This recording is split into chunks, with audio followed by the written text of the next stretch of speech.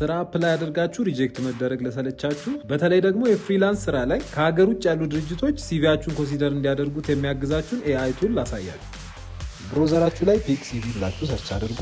ሬጅስተር ካደረጋችሁ በኋላ ሬዚሜ ቢልደር የሚል ይመጣላችኋል። ፐርሰናል ኢንፎርሜሽናችሁን ይጠይቃችኋል። ስማችሁን፣ ፎቶ፣ የስራ ድርሻችሁን ወዘተ ሴፍ ትሉታላችሁ። ቀጥሎ ሰመሪ ነው፣ ለእናንተ የሚገልጽ ጽሁፍ ታስገባላችሁ። ቀጥሎ ስኪል ነው፣ ቴክኒካል ወይም ሃርድ ስኪልስ ይጠይቃችኋል። እኔ በዚህ መልኩ አስገብቻለሁኝ። ከዛ በመቀጠል ሶፍት ስኪል ይጠይቃችኋል። ከዛ ደግሞ የምትጠቀሟቸውን ቱሎች፣ ኮዲንግ ከሆነ የምትሰሩት ፕሮግራሚንግ ላንጉዌጆች ወዘተ እነሱን ታስገባላችሁ። ከዛ ሴቭ ማለት እንዳትረሱ። ከዛ በኋላ ኤክስፒሪየንስ ላይ የስራ ልምዳችሁን ነው የምታስገቡት፣ የሰራችሁበትን ድርጅት እንዲሁም የጀመራችሁበትን ጊዜ፣ ስራው ላይ ፐርፎርም ያደረጋችሁትን ያመጣችሁትን ውጤት በዚህ መልኩ ታስገባላችሁ። ሴቭ ማለት አሁንም እንዳትረሱ። ቀጥሎ ኤጁኬሽን ነው፣ የተማራችሁበትን ዩኒቨርሲቲ ዲግሪ ታስገቡና እሱንም ሴቭ ማለት እንዳትረሱ። በመቀጠል የሰራችኋቸው ወይም የተሳተፋችሁባቸው ፕሮጀክቶች ናቸው። ከሌለ ደግሞ በዚህ መልኩ ኦፍ አድርጋችሁ ማለፍ ትችላላችሁ። ሰርቲፊኬቱ እንዲሁም አዋርድ ሪፈረንስ ማትፈልጉትን ሴክሽን ለማጥፋት አንድ በአንድ ኦፍ አድርጉት። መጨረሻ ላይ ቴምፕሌት መምረጥ ትችላላችሁ። ቴምፕሌት ስትመርጡ የተለያየ አይነት የወረቀት ዲዛይን ያሳያችኋል።